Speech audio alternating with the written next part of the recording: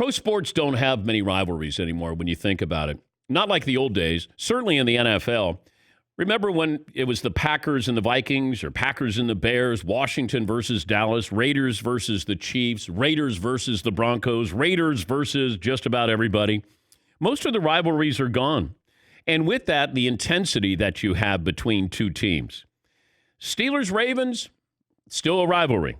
And it came down to the final play yesterday, Pittsburgh coming out on top. Pittsburgh's now 7-0. Part of the reason both teams are very good at restocking their lineups. There's no rebuilds, there's reloads there. And I think the current players do a nice job in honoring the legacy of players like Ray Lewis and Ed Reed and Hines Ward and Troy Polamalu. They go all out every Sunday, but especially when it's the Steelers versus the Ravens on Sunday. They're going to meet one more time. That's on Thanksgiving night. And football fans certainly won't complain if they meet again in the postseason with even more on the line. It was a couple of weeks ago when I came in, and I had talked to an NFL source of mine, and I said, where do we stand with Lamar Jackson in Baltimore? And he said, believe it or not, there are still football people in his circle who are not sold on Lamar Jackson. So this is not reaction of yesterday. This is a reaction from a couple of weeks ago. Because I just wanted to kind of take a survey here of where everybody stood with some of these players. Everybody all in on Kyler Murray. Everybody's all in on Patrick Mahomes. Where do we stand? Is T.J. Watt a franchise defensive player?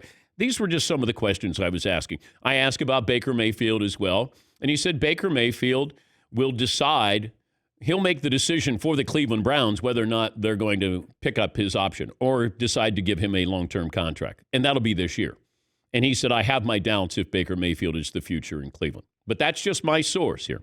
And then I said, what is it about Lamar Jackson that we're missing out on? He was the MVP, unanimous. He was brilliant. They played well.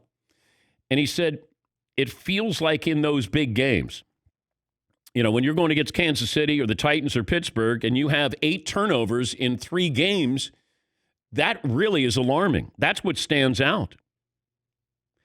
And if you're not going to be able to win these games against these rivals and you're not completing a high percentage of passes, he completes 51% of his passes against these teams. And you bow out early in the playoffs. But this is something that's going to stay there the entire regular season until we get to the postseason with Lamar Jackson. He may brush this off. He may turn out to be that MVP again. But right now, I always factor in he's only 24 years of age. He's still learning on the job. You're a unanimous MVP. It feels like he is learning more on the job than some of these other quarterbacks. Still comes down to his accuracy and his ability to be able to throw out to the numbers, far sidelines. You have play action. Play action should make him great because you actually have to buy into the run. And the defense is still good. And they could have won the game. You know, Pittsburgh, the more Pittsburgh wins, it feels like the less interesting they are. Like there's no drama there. They were the one team I was most curious, most fascinated with when the season started because of Ben Roethlisberger.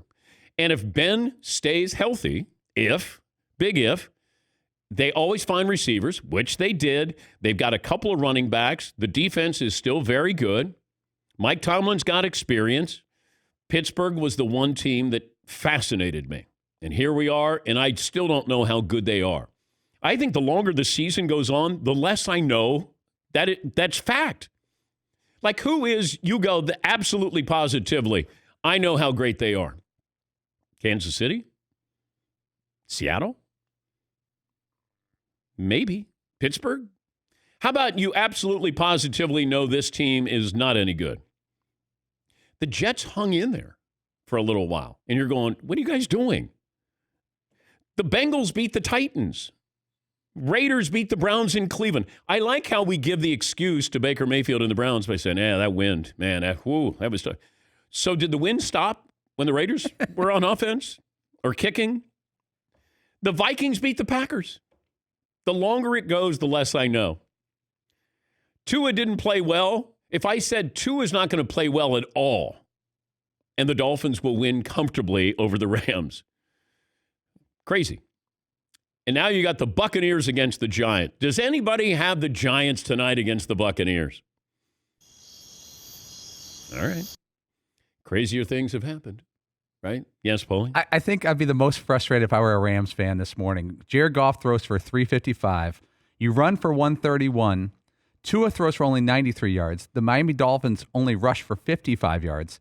And the Dolphins win 28-17. And the Rams really needed that win. The Dolphins won despite being outgained by 326 yards at home. That's the sixth largest yardage differential in a victory in NFL history, and the largest since 2002. It's one of those where if I just said, look at the stats, who won the game, you go, oh, the Rams blew them out.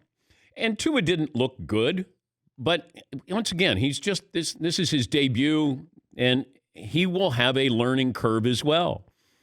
Adam Schefter reported something that I had told you about what Miami was doing with Tua. They want to put him in now because they want to find out who he is. Is he a franchise quarterback? Now, you might go, that's not fair to Tua. Yeah, understand this. The Dolphins have the Texans draft pick. And if the Texans continue to be bad, you don't want to get into a situation where you might have the number 1 or number 2 pick overall, and you're not quite sure about your quarterback, and you don't want to miss out on Trevor Lawrence or Justin Fields. And then Adam Schefter tweeted that out yesterday. They want to find out now. You're on the clock now. That's amazing. And I don't know if you'll get a true indication of who Tua is this year. And people think, he doesn't run that much. He didn't run that much at Alabama. He's like Deshaun Watson, where you go, man, I thought he ran more. No, Tua and Deshaun Watson aren't runners. They may keep a play alive, but Tua makes his debut, got the win, wasn't pretty. But this Dolphin team, Brian Flores has done a wonderful job. Of all the Bill Belichick disciples, Brian Flores has really brought. Remember, they started out 0-7? And I think they've now won 9 of their last 16 games. He's a good coach. You don't know who's on the roster. And I wouldn't be surprised if you see Ryan Fitzpatrick again in the starting lineup for the Miami Dolphins. I don't think it's out of the question. If they continue to win, I think they want to, sort of take a survey on, okay, how does Tua look? But I think they're going to have a hard time fighting the urge to not get into the playoffs.